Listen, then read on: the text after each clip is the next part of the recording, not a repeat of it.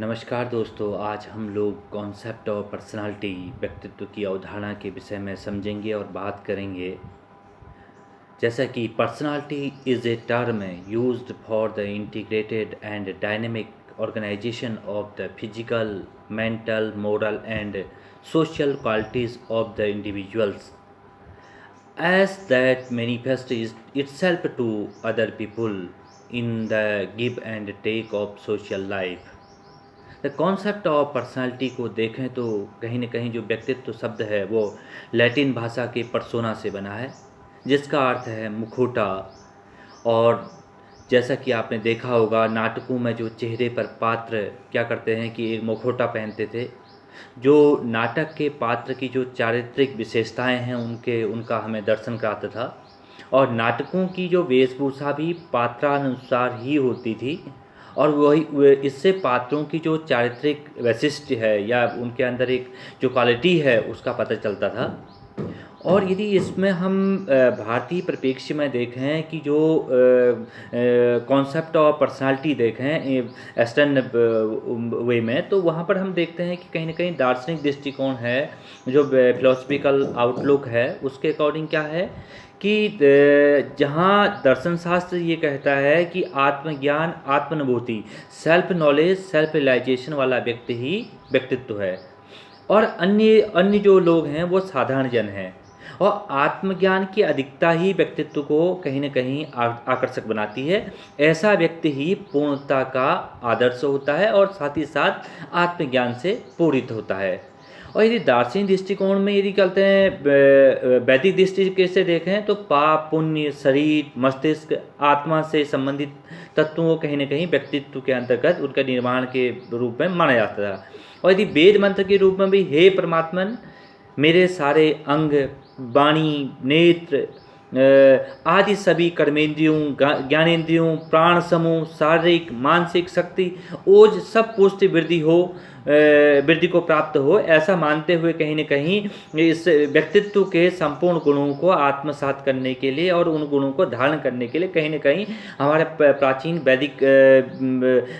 उसमें भी माना गया है। और साथ ही साथ जो सांख्य दर्शन ये कहता है कि आध्यात्मिक, आदि भौतिक, आदि दैविक जो तीन प्रकार के जो दुख तीन प्रकार के हैं, उनमें कहीं न कहीं सारी दुख में जहाँ हम देखें वात है, पित्त है, कफ है, विषमता है, और दूसरा साथ ही साथ जो रोग हैं, दुख हैं, वो आदि विषयों को यदि मानते हुए, और जो मानस का जो सबसे बड़ा दुख के जो साधन है वो कहीं न कहीं उसके काम है, क्रोध है, लोभ है, मोह है, ये कहीं न कहीं ये विषाद आदि सभी हैं। और यदि न्याय दर्शन धर्म, अर्थ, काम, मोक्ष इनके बारे में बात करता है, और साथ ही साथ व्यक्तित्व के निर्माण के लिए ये चार के चार जो तत्व हैं इनकी बहुत बड़ी महत्ता मानता है।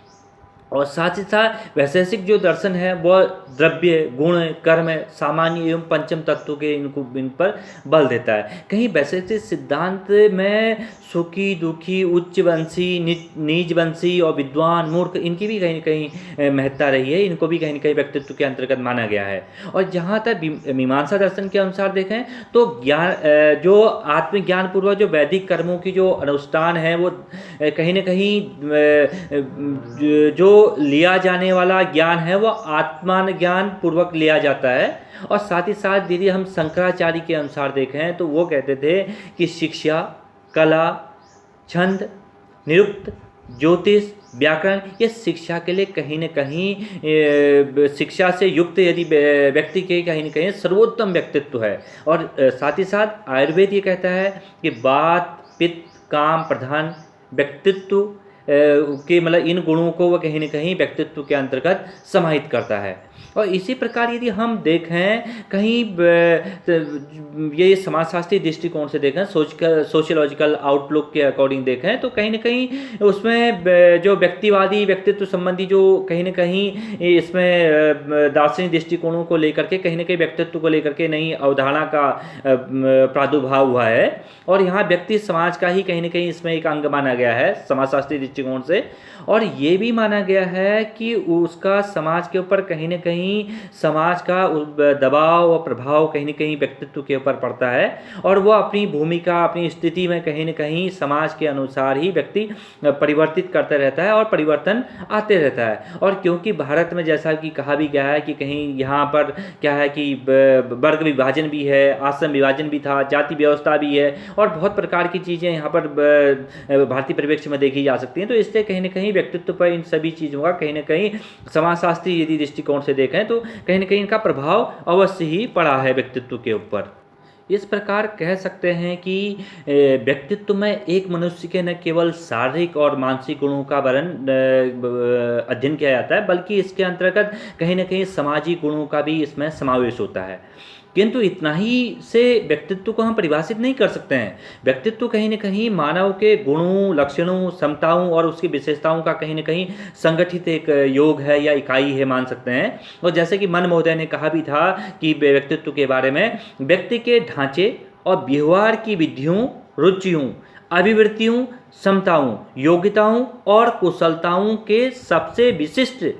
एकीकरण के रूप में की जा सकती है। इसका अर्थ यह हुआ कि पर्सनालिटी में be defined as the most characteristic integration of an individual's structure, mode of behaviour,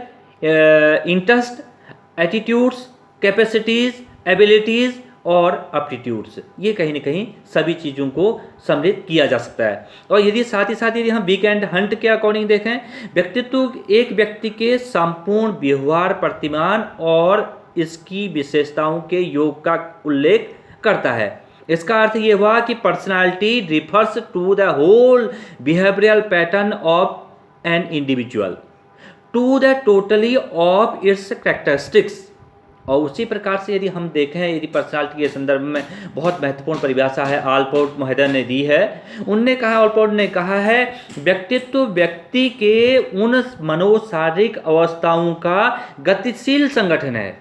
जो उसके पर्यावरण के साथ उसका अद्वितीय सामंजस्य निर्धारित करता है। इसका अर्थ ये हुआ कि personality is the dynamic organisation within the individual of those psychophysical systems that determine the unique adjustment in his environment। और इसी प्रकार से यदि हम देखें, व्यक्तित्व कहीं न कहीं व्यक्ति के संगठित व्यवहार का कहीं न कहीं संपूर्ण चित्रण किया जा सकता है। A man is personality is the total picture of organised behaviour. और इसी प्रकार हम देख सकते हैं कि व्यक्तित्व एक व्यक्ति के व्यवहार के तरीकों, उसकी रुचियों, उसकी कहीं न कहीं उसकी दृष्टिकोणों, उसकी क्षमताओं, उसकी योग्यताओं, उसकी अभिरुचियों, इन सभी का कहीं न कहीं समावेश हम व्यक्तित्व के अंतर्गत मान सकते हैं। और यदि हम व्यक्तित्व के यदि कुछ एस्पेक्ट देखें, एस्पेक्ट ऑफ पर्सनालिटी देखें, तो उसमें कहीं न कहीं जैसे गैरिसन एंड अदर ने कहा भी था कि इसमें कहीं न कहीं एक्शन एस्पेक्ट होता है, क्रियात्मक पहलू होता है, सामाजिक पहलू होता है, सोशल एस्पेक्ट होता है, फिर दूसरा होता है कॉज एस्पेक्ट होता है, कोई ना कोई कारण संबंधी पहलू होते हैं, और प्रकार के होते हैं डिफरेंट एरिया हम एस्पेक्ट देखें तो और भी बहुत सारे ऐसे एस्पेक्ट होते हैं। वो कहीं ना कहीं व्यक्तित्व को किसी न किसी रूप में परिभाषित और उसको कहीं ना कहीं व्यक्तित्व के गुणों के विषय में हमें नई जानकारी प्रदान करते हैं, और ये एस्पेक्ट ऑफ पर्सनालिटी बहुत ही अपने आप में महत्वपूर्ण होते हैं। इस प्रकार हम कह सकते हैं कि पर्सनालिटी कोई एक साधारण एक ही गुण लिया हुआ व्यक्ति नहीं है, बल्कि इसमें समस्त गुणों का कहीं न कहीं